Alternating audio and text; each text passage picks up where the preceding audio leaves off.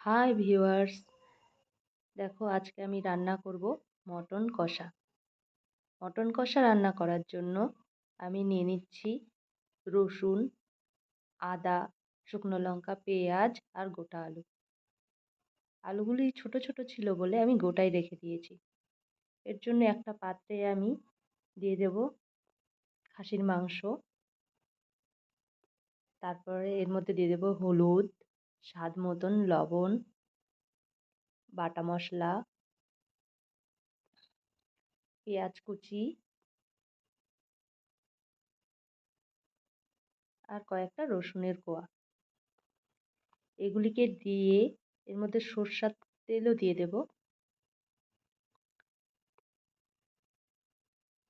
সর্ষের তেল দিয়ে ভালো করে এগুলিকে মিক্সড করে নিতে হবে। ভালো করে মিক্স করে নেওয়ার পরে এটিকে কিছুক্ষণের জন্য রেখে দিতে হবে।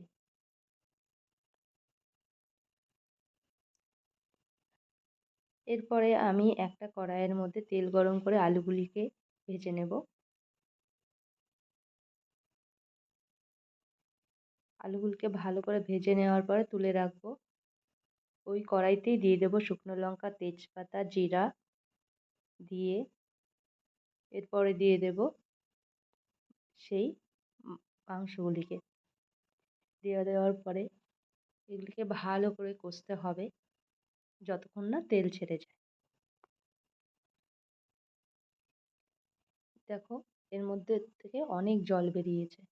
এই জলটাকে পুরোপুরি টানিয়ে নিতে হবে যতক্ষণ না তেল বেরোয়।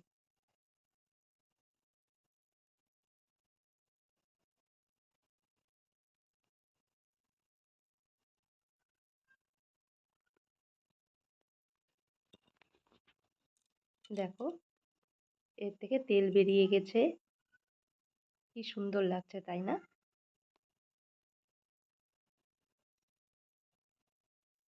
হয়ে গেছে, মটন কষা হয়ে গেছে।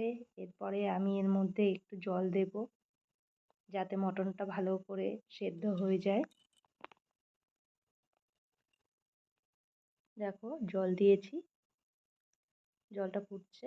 ভালো করে মাংসটা সেদ্ধ হয়ে যাওয়ার পরে আমি এর মধ্যে গরম মশলা দিয়ে তারপরে নামাবো। দেখো মটনটা এখন ভালো করে সেদ্ধ হয়ে গেছে।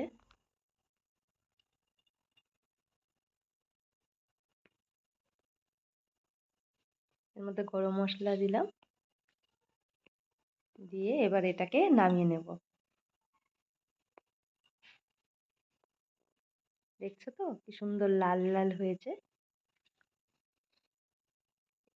আমার মটন কষা রেডি।